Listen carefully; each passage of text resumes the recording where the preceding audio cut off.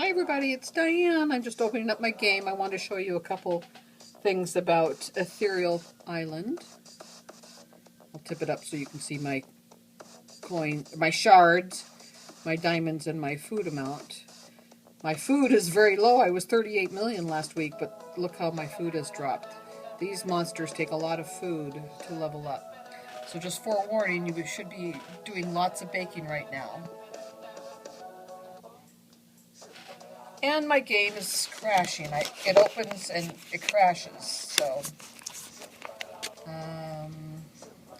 you know, I've had issues with crashing games before. So I'm not really sure what's going on now.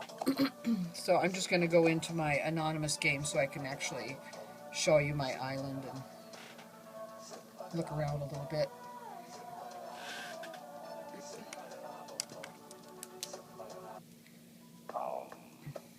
This is my anonymous island. This is the island that I use. If you're being reviewed by me, I will put your friend code name into this island so I have easy, quick access to your game. So when I go into friends, you'll see these are my friends that I have in the level 30 competition. So those are the only ones that are in here right now, besides myself. And then I have really quick access to their game. So my friend code that you see here, don't enter that, don't use that. This is a game I'm not playing. I'm just using it as a way to get easy access into friends' games. So I'm actually going to go into my game through this account. And I'm going to just do a quick little look at my islands. Back it up a little bit.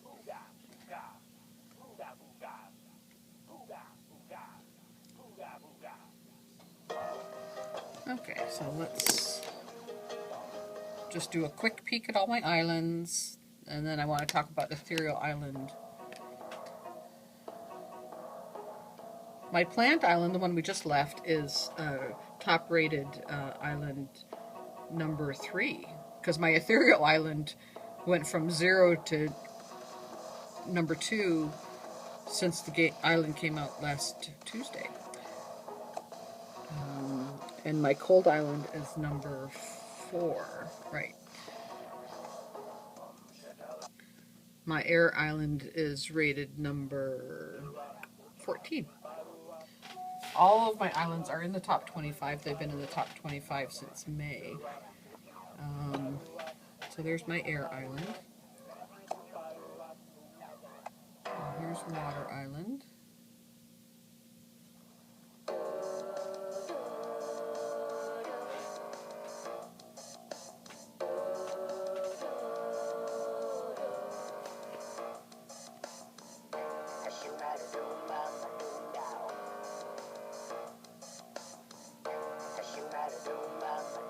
My water island actually is number 6, which is awesome for that island.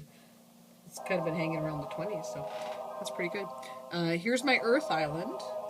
Earth Island is currently rated number 12.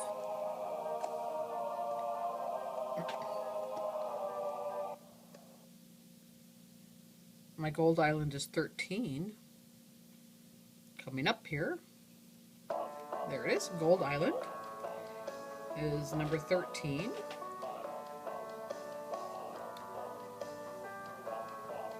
And then Ethereal Island pushed all the way up to number 2. So I made some changes to it today because I'm having a really hard time getting into my game. So when I do get into my game, I've decided if I'm going to do changes, I've got to do it aggressively. And so I did go in and make some changes.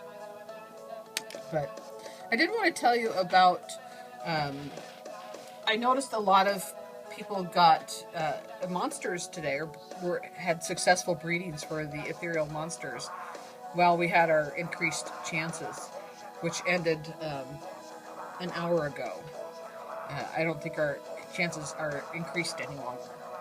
And they'll do that again for us. Be assured. I'm sure they'll give us our increased chances for breeding again, but it was only until today at noon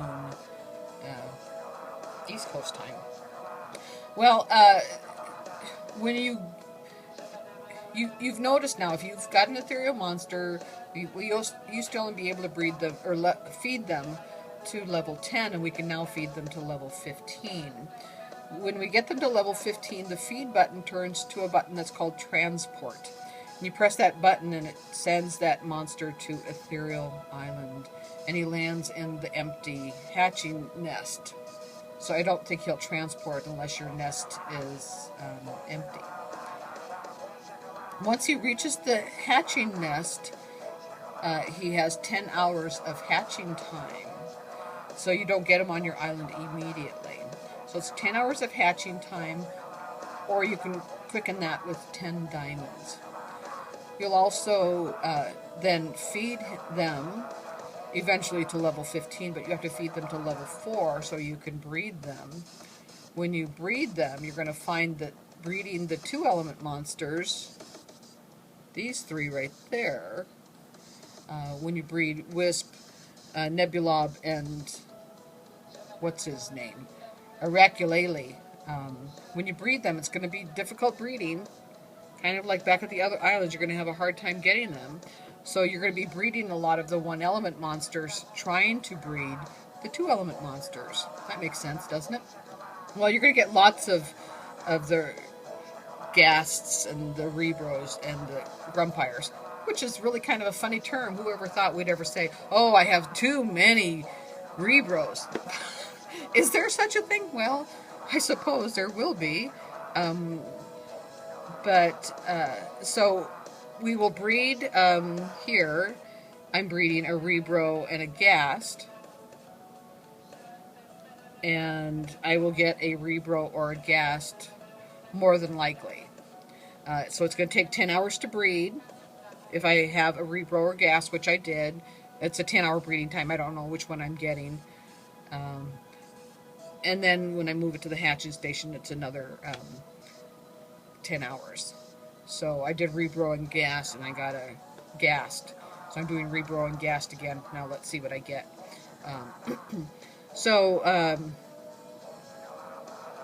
When we are breeding and hatching a Rebro, Ghazt, or Grumpire on the other islands, it's 36 hours of breeding time, 36 hours of hatching time. Where here on this island, we only have 10 hours of breeding time and 10 hours of hatching time. So in less than a day, you guys can have one on your island by breeding. So you could actually breed, a Ghazt a day or a Rebro every day, trying to get your 2-element monsters. So if you have more than one Rebro, Ghazt, or Grumpire, only transport one. And leave the other on the island. I think they really add a lot to the sound of the islands that they're coming from. But maybe you don't like the sound of them on that island and go ahead and transport them. But my recommendation is don't transport all of them, just transport one of them. There is a significant piece of information as far as the money that they make.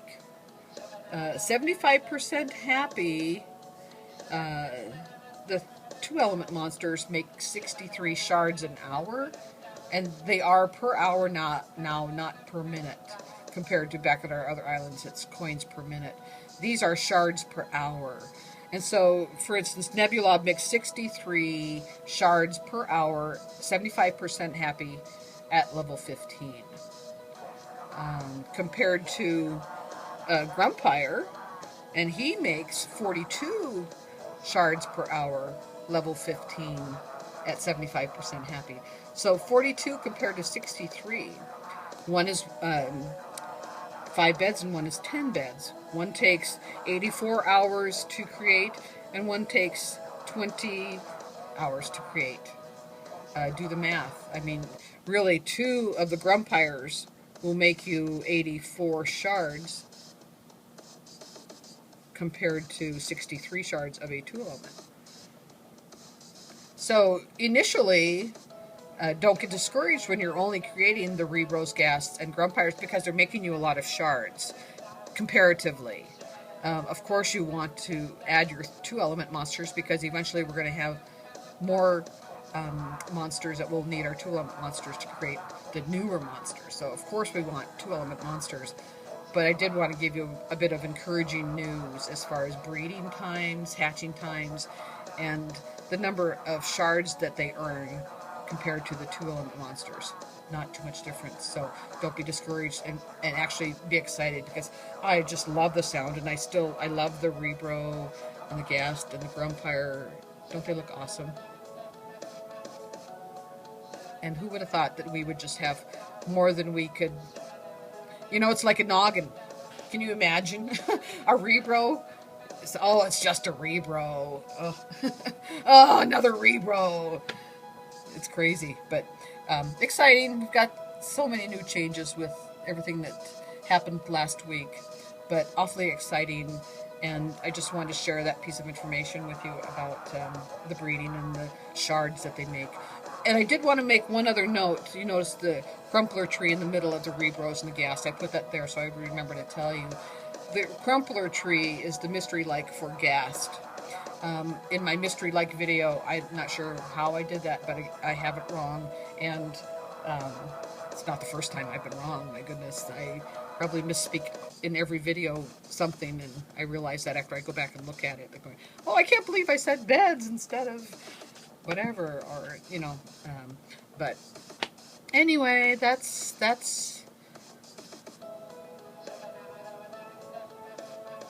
my ethereal island. And the little piece of information I wanted to tell you is it's okay to keep, if you have more than one of the ethereal monsters on your islands, go ahead and keep one on your islands and transport just one and breed. So, all right, everybody, I will talk to you soon. I hope you appreciate this information. Always nice chatting with you. See ya.